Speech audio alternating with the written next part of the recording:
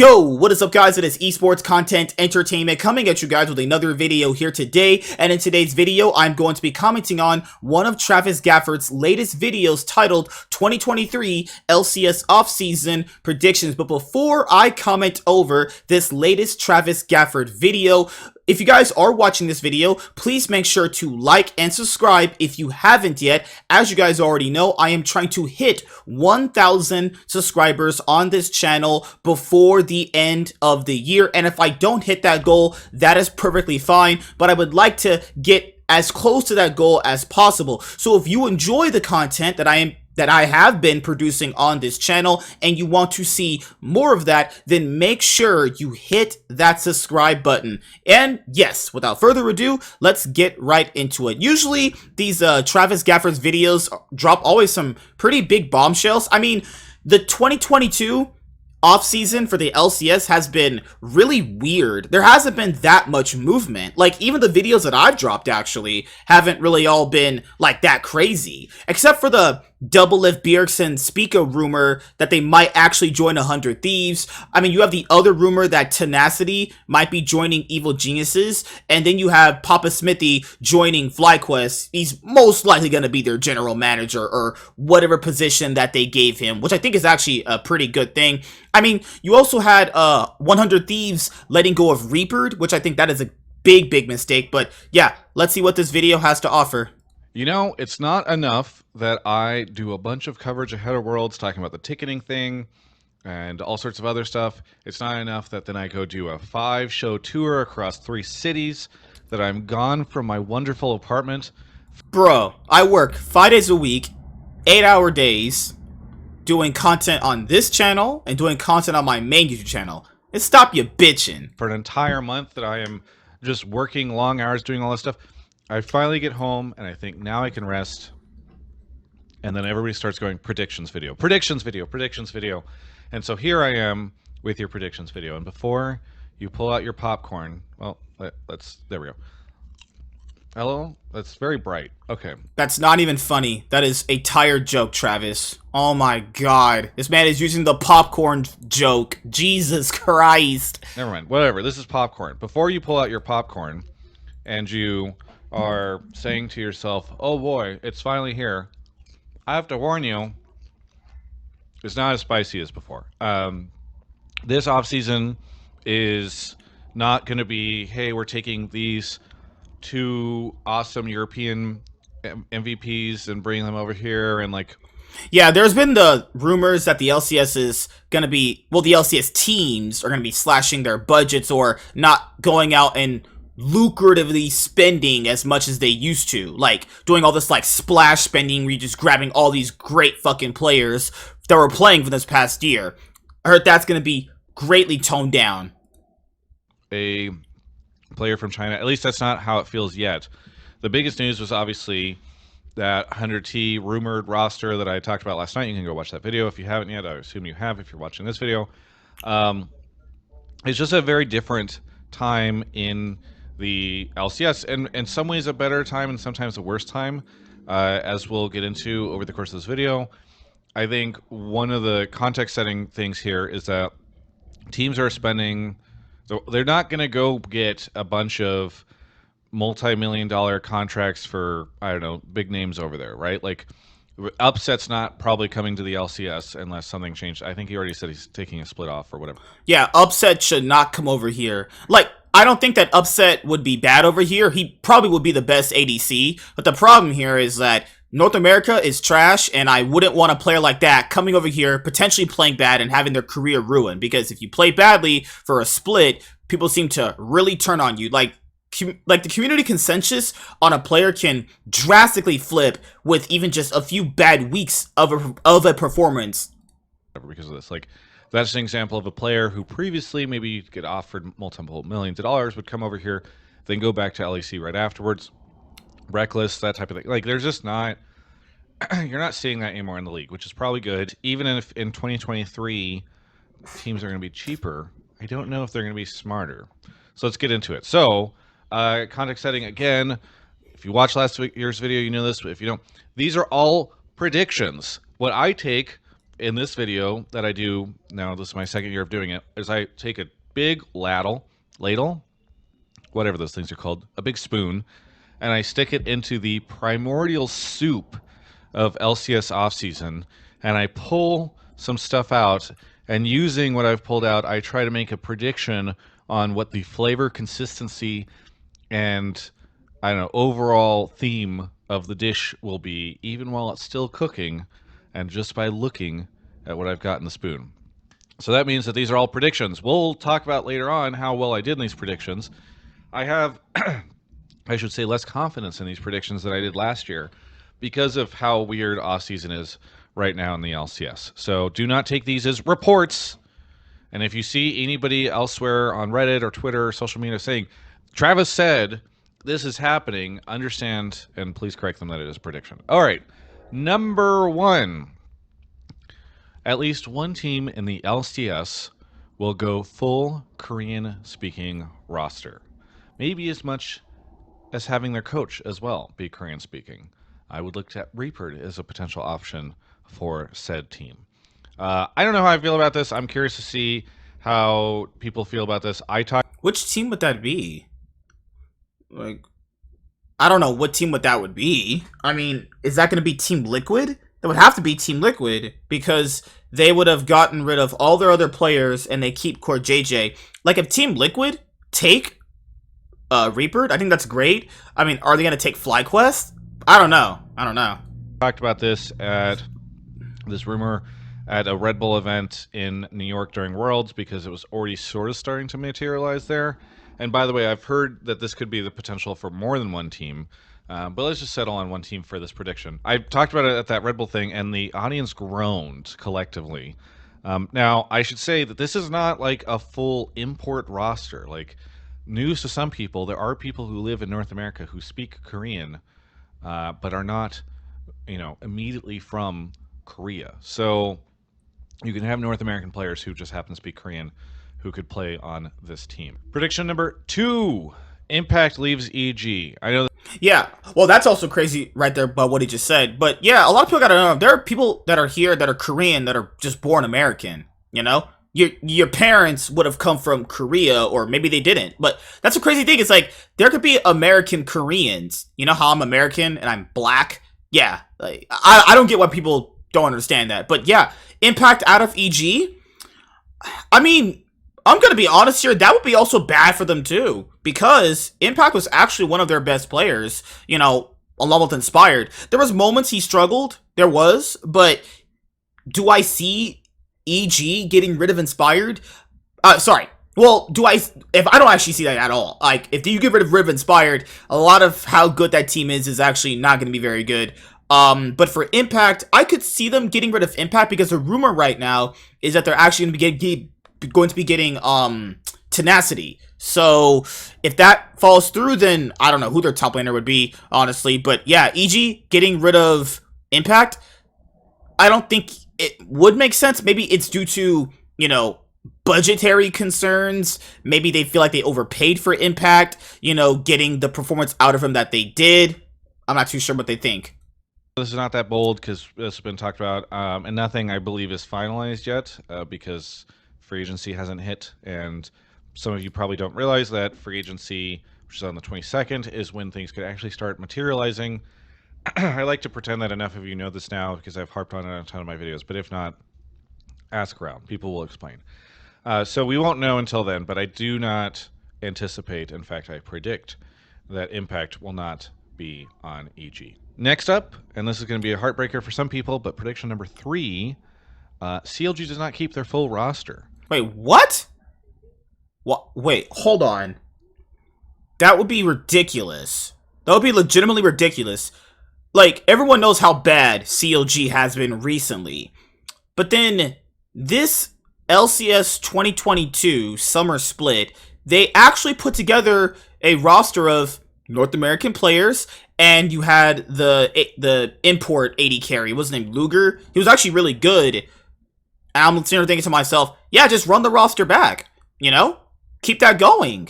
Like, they finally got a roster that could at least compete in the LCS and not be like borderline 9th to 10th place. If they blow that up, they're fucking retarded.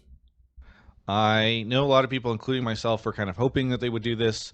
I loved that roster. In summer, I felt like they made leaps and bounds to get to where they are, but you can't fault a team for trying to look for upgrades where it makes sense, and I believe that that is what they're going to be doing here. No guarantees yet on what that ends up looking like, but I just don't think that they'll be running back to 5 players. Again, nothing's decided.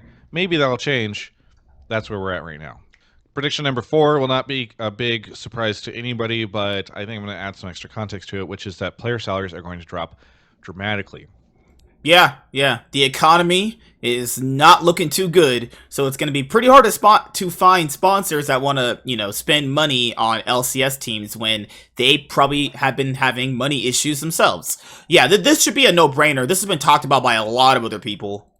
Now, this does not mean that we're going to see big names leave the league. I also don't think it necessarily means that there won't be players out there that are commanding pretty big salaries. In fact, we'll get into that later. But I think across the board, all teams are waiting longer to sign players. Normally, whenever you try to lock somebody up really quickly, you're throwing a ton of money at them.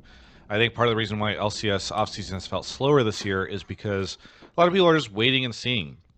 What can we get for a little bit cheaper? What's going to be out there? If we don't rush to sign this person, or we put the offer out there and we're okay with them saying no, because maybe they'll go to a different team, like, you're just not going to have that. I've also heard that there are some teams out there, I would imagine maybe the ones I would look at, even though I know somebody from one of these orgs has already disputed this, is that Dig, Immortals, TSM, I expect those to be kind of floating their competitive budgets around the range at which Riot pays all these teams back, which I've heard in the past is somewhere around 2 to 3 million.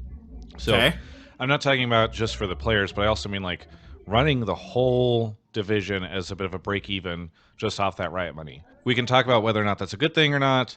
I don't know, whatever you can decide, but I think that's what you're going to see, which means that you'll see some rosters that are just, they're pretty close to minimum in terms of salary. I've even heard some players are getting re-signed to the existing team, potentially even with a lower salary. So that's, I think, going to be something I would predict for this offseason. Pretty confident in that one. Prediction number 5. Okay, that one would make sense. Like, if you're Dignitas, there's no reason for Dignitas to spend a whole lot of money on a lot of really good players when you're also competing against other orgs who could just more or less so outspend you, and they're gonna want to go to those other bigger orgs compared to Dignitas, and yeah, the way TSM's, this year for TSM, the way it went for them, I'm pretty sure they're gonna have a hard time attracting like any player. It was really bad at TSM from this past year. They shot themselves in the foot. The same thing for Immortals, because Immortals also had a really, really bad year. So yeah, those orgs definitely are gonna have a hard time attracting players. I think the industry minimum, I don't know for an LCS player, I know for Academy it's 75K. I don't know what the industry minimum is for LCS, but I think it's 100K actually. 5.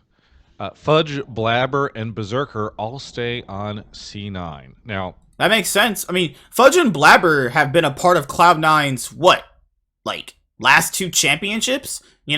Like, Fudge and Blabber have been a pretty good top-side duo, at least for LCS standards, and Fudge and Blabber have found a lot of success together, so it makes perfect sense.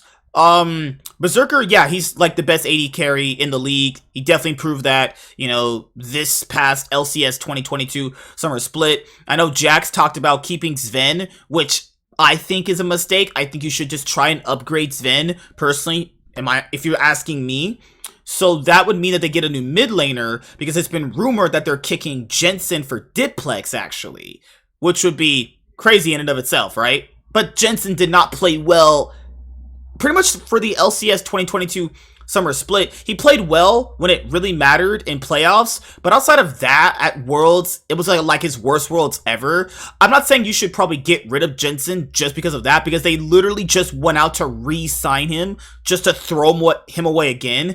It'd be like, I don't know.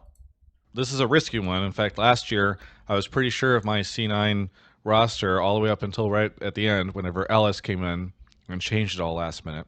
Made me look like a goofball, but then he gave me credit later on for getting it right. But I'm fairly confident that the core of C9 are going to be staying. Now, I know Jack has also mentioned that Berserker wants Ven to be there, so, I haven't heard any interest or anything to the contrary.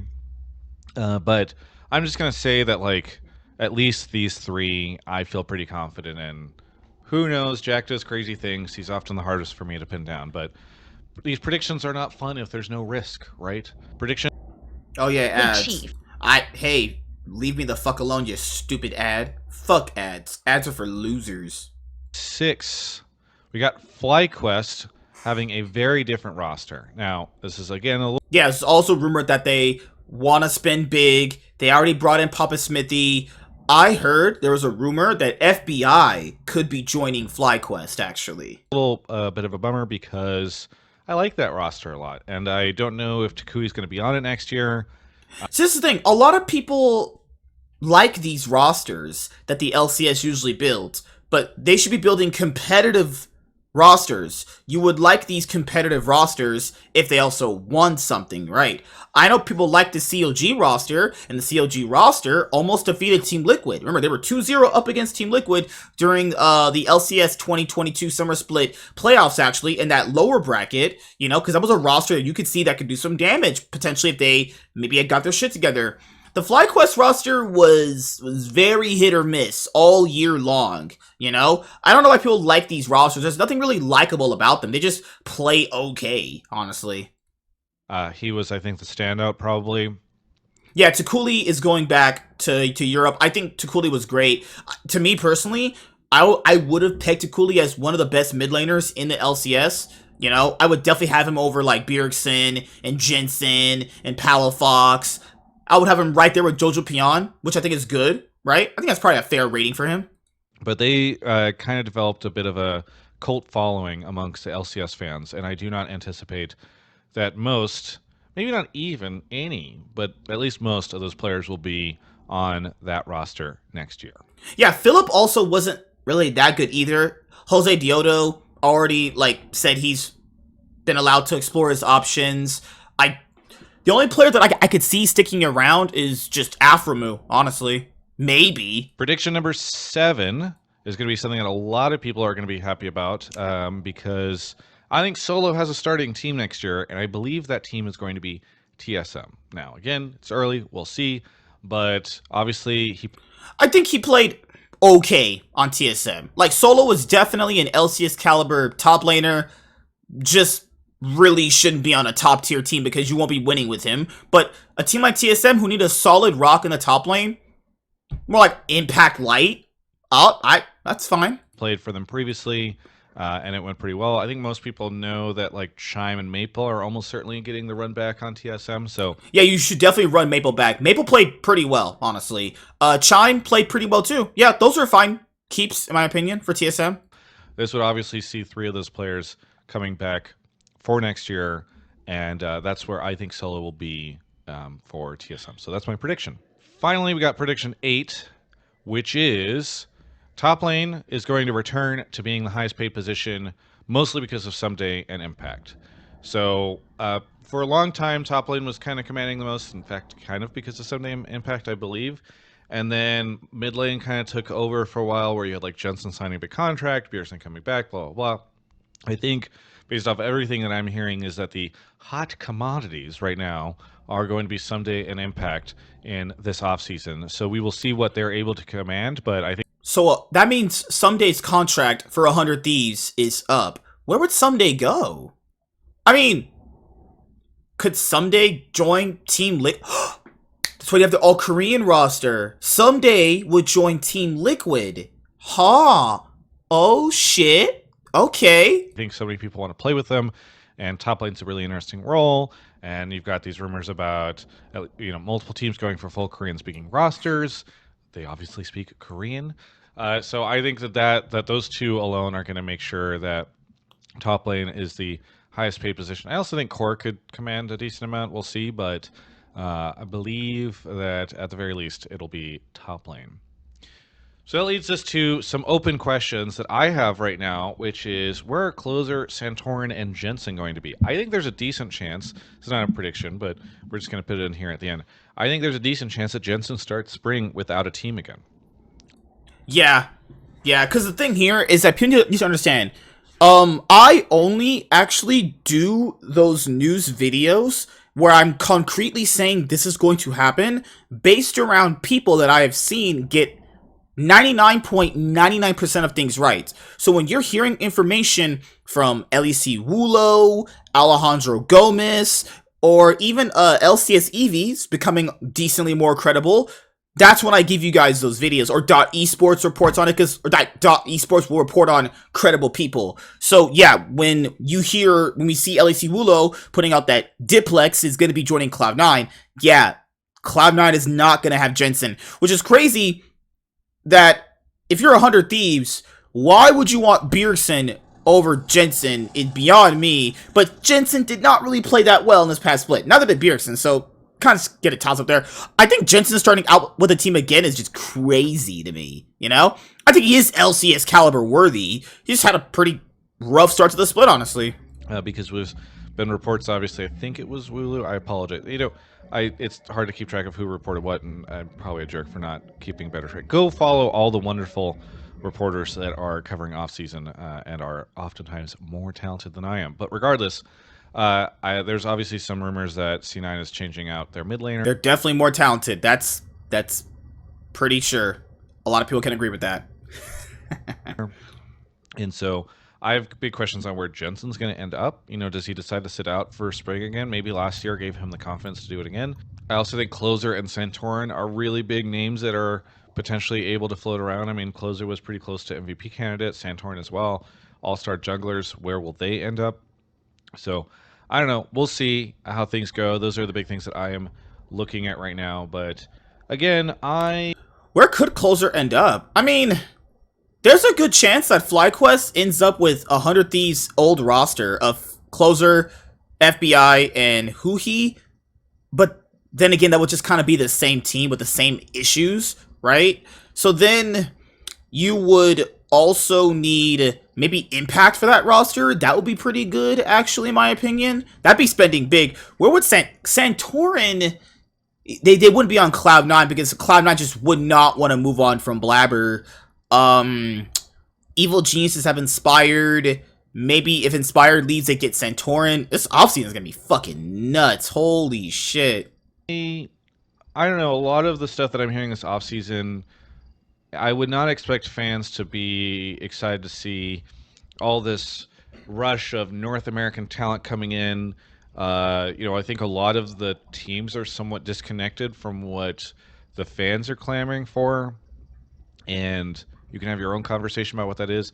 That's part of the reason why I say LCS next year will be cheaper but not smarter.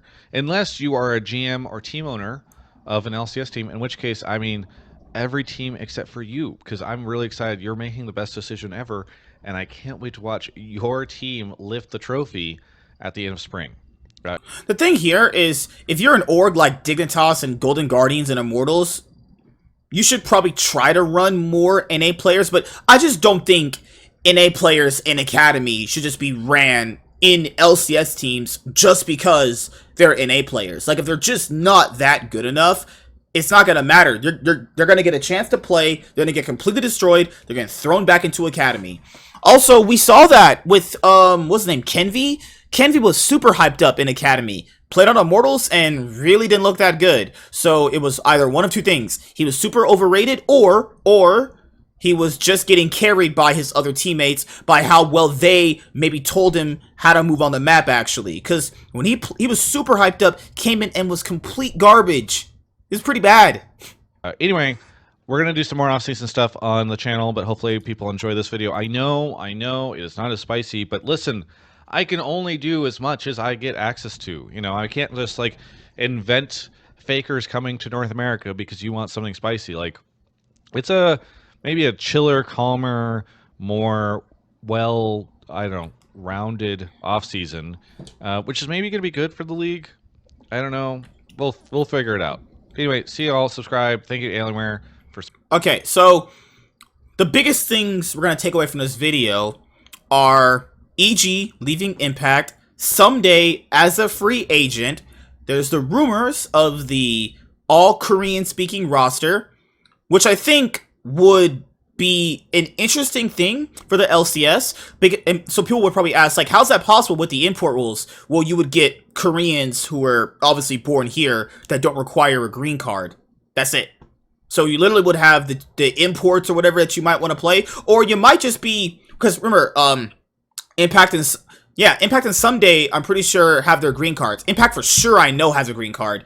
You would just get Korean players who are just born here in America that just bypasses the import rule. As long as they're LCS caliber and they're born in North America, they're good to go, honestly. That's like Rebird leaving 100 Thieves, Core JJ, resigning with Team Liquid. I think Team Liquid is that roster he's talking about. I don't know which roster Someday could really go to. Like, I'm just being honest here. I really don't know. Like, if you're Someday, which roster would you go to?